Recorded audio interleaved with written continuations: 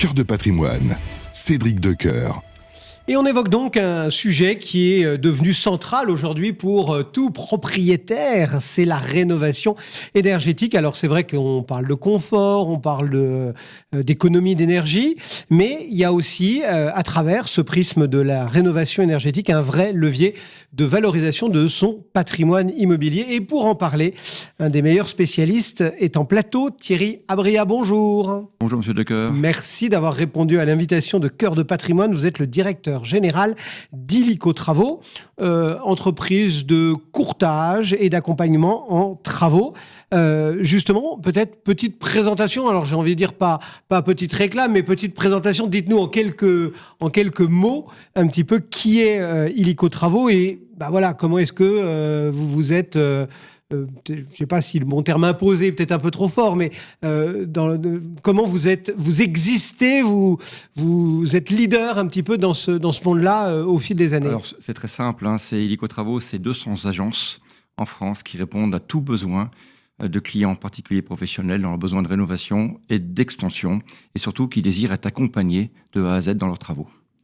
C'est-à-dire que votre proposition, appelons ça comme ça, c'est vraiment de prendre le propriétaire par la main dès le début de son idée d'opération jusqu'à la livraison du produit ? Alors, complètement, ça va déjà du cahier des charges, en passant par la sélection des entreprises d'artisans locaux, jusqu'à la réception du chantier. Donc on est là sur toute la chaîne de valeur, et surtout, on est là, et c'est notre métier de délester la charge mentale liée aux travaux, tous les interlocuteurs, les allées-venues, la recherche d'artisans, la lecture des devis, l'obtention de devis fastidieux, l'obtention de rendez-vous avec les artisans, etc. C'est notre métier à temps plein. Et on est là pour les délester. Alors, je le disais, c'est vrai que c'est un terme, cette rénovation énergétique, qui est vraiment dans toutes les têtes et sur toutes les lèvres. Aujourd'hui, qu'est-ce qu'on peut dire à un propriétaire pour essayer de lui dire pourquoi finalement qui faire de l'isolation, qui changer peut-être de système de chauffage, etc. Pourquoi est-ce que c'est pas juste, on va dire, une dépense ponctuelle, enfin importante même, mais que c'est vraiment un investissement et, comme je le disais en préambule, finalement un levier de valorisation de son patrimoine. Je ne sais pas, est-ce que vous avez par exemple 2-3 exemples aussi pour être le plus parlant pour nos auditeurs ? Je vais vous en donner un très concret qui date de ce matin. Comme ça, il n'y a pas plus frais que celui-ci. Et en plus, il est très parlant. Alors, oui, aujourd'hui, c'est dans l'air du temps. On sait très bien qu'il faut améliorer les dépenses énergétiques. Et vous citez l'isolation et les systèmes de chauffage. C'est investir dans la valeur, la durabilité, l'attractivité et le confort de son logement et le mettre en conformité avec les réglementations environnementales, tout simplement. Donc, aujourd'hui, c'est se prémunir de dépenses peut-être beaucoup plus lourdes demain à venir si on ne s'y prend pas dès maintenant. Alors, pourquoi investir dans l'isolation, un système de chauffage ou toute autre démarche qui permet d'améliorer le rendement de son bâti ? Déjà, c'est la valorisation de son bien immobilier, tout simplement. Un logement bien isolé, bien chauffé, a plus de valeur et est plus recherché sur le marché. Il y a donc une vraie valeur verte aujourd'hui qu'on arrive à, entre guillemets, à chiffrer. Oui, donc une revente plus facile, forcément. Une location simplifiée, parce que vous le savez que les logements mal classés en F ou G seront progressivement interdits à la location également. Donc, moralité, on peut avoir des écarts de prix en bien immobilier entre un DPE, FG et D de 18% et pour des A et B jusqu'à 30%. Donc, c'est pas négligeable du tout d'investir dans ce marché-là. Donc, c'est de rentabiliser son investissement dans le temps, moins de chauffage, moins de pertes, et ça permet malgré tout d'amortir ses travaux, parce que pendant que vous payez, par exemple, sur un financement vos travaux, en parallèle, vous réduisez votre facture, sauf qu'à un moment donné, votre financement s'arrête, et les factures, vous continuerez à arriver. Exactement. Exactement. Bon, et pourtant, effectivement, vous rappelez quelques chiffres comme ça qui sont intéressants à avoir en tête. On voit beaucoup d'hésitation chez les propriétaires, et c'est vrai que il y a de multiples raisons. Enfin, je veux dire, il y a d'abord la complexité peut-être un petit peu des démarches. On sait qu'il y a de multiples labels, qu'il y a des tas de choses, que parfois il faut être en monogeste, en multigeste. Enfin voilà, on a l'impression que c'est un peu indigeste. Aussi, peut-être les gens ont peur des travaux, peut-être qu'ils se disent que le financement c'est compliqué. Quels sont, vous, les freins qu'on vous sert, j'ai envie de dire, le plus souvent quand vous rencontrez de futurs ou de futurs clients ? Je vous confirme, monsieur Decoeur, qu'il y en a des freins. on a mené une enquête auprès d'Opinionway en début d'année et qui relate ses principaux freins à la rénovation. Le coût des travaux, bien évidemment, la difficulté de trouver un artisan de qualité, la crainte de malfaçon, la crainte de dépasser le budget, le stress généré par les travaux, et non des moindres, la complexité des démarches. Donc, le coût initial des travaux de rénovation énergétique, même si c'est bénéfique sur le long terme, ça peut effrayer, parce qu'on ne palpe pas au premier abord l'intérêt premier. Le manque de visibilité sur le montage du financement, des aides financières, c'est un petit peu opaque, c'est compliqué. En tout cas, vu la fenêtre d'un particulier, c'est pas toujours simple. Auprès de qui je me renseigne, comment ça se passe concrètement. Il y a de multiples guichets quasiment. Exactement. Donc le manque d'information, tout bêtement, l'importance du DPE. Aujourd'hui, le DPE impacte beaucoup parce qu'on définit une lettre qui vient donner un petit peu une notation du bâti existant. Mais mine de rien, le DPE déclenche pas mal de choses. À partir d'un DPE, bien souvent, on fait une évaluation énergétique. À partir de cette évaluation énergétique, ça permet d'avoir des scénarios de travaux et peut-être de commencer à en prioriser certains pour améliorer son bâti. Et ça, c'est vraiment vous qui le faites, qui guidez un petit peu chacun entre tous les dispositifs à partir du moment où vous avez fait ce fameux audit énergétique, de dire on va peut-être plutôt taper sur MaPrimeRénov', sur de l'éco-PTZ, sur que sais-je encore, c'est ça? C'est vraiment vous qui prenez le client par la main? Exactement. Nous, notre réseau est intégralement formé à l'audit énergétique. Donc ça veut dire que déjà, on a une bonne lecture en termes de conseils et bonne connaissance du bâti. Et je vous donne un exemple, ce que je vous disais tout à l'heure à l'introduction, je vous donne un exemple très concret de notre agence de Nantes.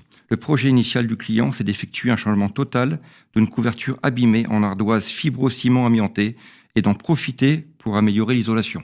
D'accord. Mais au fur et à mesure des conseils et à l'éclairage des résultats d'audit énergétique, nous lui avons conseillé et finalement, ils sont partis sur une rénovation globale avec l'ambition d'atteindre un niveau BBC, donc DPE-A, DPE-B, pour vous donner un ordre de grandeur. Donc il est parti d'une passoire énergétique, ou presque, avec un toit pourri, pour, espère-t-il, avoir un... Et pourquoi? Parce que tout simplement, notre agence lui a permis non seulement de bénéficier des aides financières de MaPrimeRénov', mais aussi des aides de Nantes Métropole, ça s'appelle mon projet Rénov', dédié à la rénovation très performante. Donc au programme, tout un tas de choses, désamiantage, nouvelle couverture, changement des Velux, isolation intérieure-extérieure, pompe à chaleur, les finitions. Donc résultats convaincants qui ont permis de passer d'une maison classée D à BBC. Ah oui. Mais... Vous voyez, donc je vous expliquais que l'origine du client, si je veux juste changer mon il veut juste et finalement, en mettant en exergue une évaluation énergétique, on a été sur un schéma beaucoup plus global qui a rendu la maison bien plus performante. On imagine, alors vous nous avez dit un mot tout à l'heure de la valeur verte. OK, il y a 18, il y a 30% sur la revente, etc. Vous l'avez rappelé tout à l'heure. Mais est-ce que vous avez, j'ai envie de dire, l'argument massu qui serait de dire, en gros, en moyenne, on a un retour sur investissement qui se fait en X mois, enfin plutôt X années, parce que je pense que c'est plutôt en années qu'en mois, voilà. Est-ce qu'il y a cette espèce d'argument massu qui, ce matin, peut peut-être déclencher quelques propriétaires? Alors, c'est toujours difficile. Oui. C'est toujours difficile de vous donner un ordre de valeur. On aimerait pouvoir dire à nos clients, si vous faites ça, vous allez l'amortir en tant de temps. Il y a pas mal de choses à prendre en considération. Si je dois vous donner une réponse un peu standard, c'est en dizaines d'années. On doit amortir les choses classiques. Il y a tellement de choses qui viennent interférer tout cela. Tout simplement, déjà, le coût de l'énergie de demain, on ne le maîtrise pas. Il y a une chose qui est sûre, c'est que si vous ne concevez pas de commencer les travaux maintenant, ça veut dire que votre bien va continuer à se dégrader dans le temps, avec une note qui risque encore d'être moins bonne, au risque d'avoir des travaux encore bien plus importants à faire demain. Donc un bien à la revente qui sera vendu au rabais, en tout cas qui sera moins attractif par rapport à ce qu'on peut en espérer, etc., etc. Donc bien évidemment, l'argument massu, j'aimerais vous en trouver. Les réalités, c'est qu'il faut s'y prendre tôt, vite. Il faut pour cela avoir un bon cahier des charges, avoir une bonne évaluation énergétique et savoir prioriser les travaux à faire. Et nos agences conseillent très bien sur cet aspect-là. Alors bon, La petite anecdote que nous avez racontée est sympathique, mais on se dit aussi que le propriétaire, il se dit, bon, allez, moi j'étais bien convaincu qu'il fallait peut-être que je fasse ma toiture, etc. Et puis, comme ils sont finaux et qu'ils vont me dégager des aides, je vais me retrouver à faire peut-être mon chauffage et puis l'isolation par l'extérieur. Enfin bref, il va falloir qu'on coordonne je ne sais combien de corps de métier qui vont devoir intervenir sur mon chantier, alors que moi je voulais juste un couvreur. Et ça va être le bazar. Vous vraiment vous coordonnez là tous les corps de métier, et quand on lance un chantier via votre intermédiaire, le calendrier est tenu. Comment est-ce que vous... Parce qu'on sait que c'est un peu le bas qui blesse dans le bâtiment. C'est anxiogène, hein. C'est un casse-tête de piloter les travaux, et c'est notre métier à temps plein. Donc, encore une fois, nous, on enlève toute la charge mentale du client, tout le stress, tout ça. Et vous garantissez tout ça? Eh bien, on recrute des boîtes locales. On les connaît, puisqu'on a une récurrence. On sait comment ils sont outillés. On sait comment ils sont staffés humainement. On sait pourquoi ils sont faits. Donc, notre métier à nous, c'est de recruter les boîtes, et des boîtes adaptées à chaque situation. Donc, par exemple, on ne travaille pas avec le même carreleur pour tous les travaux. On recrute différentes boîtes, taillées de différentes manières, adaptées à différentes situations. Exactement. La physionomie du chantier. Ensuite, nos boîtes, on ne travaille pas juste comme ça. Il y a quand même des critères de sélectivité, et nous cotons toutes les boîtes du bâtiment chez Illico. Donc, on met à jour systématiquement dès l'instant où on reçoit une alerte, qu'elle soit positive ou plus négative. Ça permet d'avoir un niveau de réactivité très important de nos agences. Troisième élément, c'est que, justement, on est là pour travailler main dans la main avec les boîtes du bâtiment. On a un rôle qui est consistant vis-à-vis du maître d'ouvrage, donc la personne qui désire faire les travaux, mais ça l'est aussi pour les entreprises du bâtiment qui voient en nous une communication plus fluide, oui, une meilleure planification. C'est gagnant-gagnant, quoi. C'est gagnant-gagnant pour tout le monde, bien évidemment. On atteste notre taux de satisfaction qui est très élevé dans le domaine du bâtiment, parce que justement, on est les experts de la sélection locale, on est les experts de l'accompagnement de travaux dans les différents secteurs de nos agences. Voilà. Donc on est les experts de la sélection d'entreprises locales, et on travaille avec des entreprises locales. Autre frein, j'ai envie de dire, que j'avais en tête, et j'aimerais bien avoir votre regard là-dessus, c'est cette réglementation qui, en fait, nous amène aussi à la nécessité de cette rénovation. Vous avez rappelé les différentes lettres, etc., etc. Pour autant, on voit que cette réglementation, parfois, elle apparaît, elle se durcit, et puis ou alors elle s'allège, ou alors elle change. Enfin bon, on va pas faire le panégyrique de toute cette réglementation énergétique au cours des 5-6 dernières années, mais ça a quand même pas mal fluctué. Pas facile à comprendre en tant que particulier. Et vous, j'imagine aussi qu'il faut que vous soyez tout le temps à la page, d'être exactement au courant de qu'est-ce qu'il faut faire, qu'est-ce qu'il faut plus faire, vers qui il faut finalement s'orienter. Enfin, ça vous oblige à une veille permanente.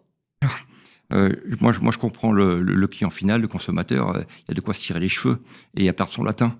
Entre la bonne intention du départ et les changements systématiques tous les 3 mois, qui a le droit, on baisse le niveau des plafonds, voilà. Donc, bien évidemment, on a cette chance-là d'avoir un service technique à la pointe qui suit tout ça de très près. Nous formons l'intégralité de nos agences, nous avons des formations continues, nous animons des webinars chaque mois, nous mettons à la page tout le monde. Donc ça permet d'être toujours au cœur de l'actualité, de pouvoir donner toujours les bons conseils adaptés à chaque situation, à tout moment.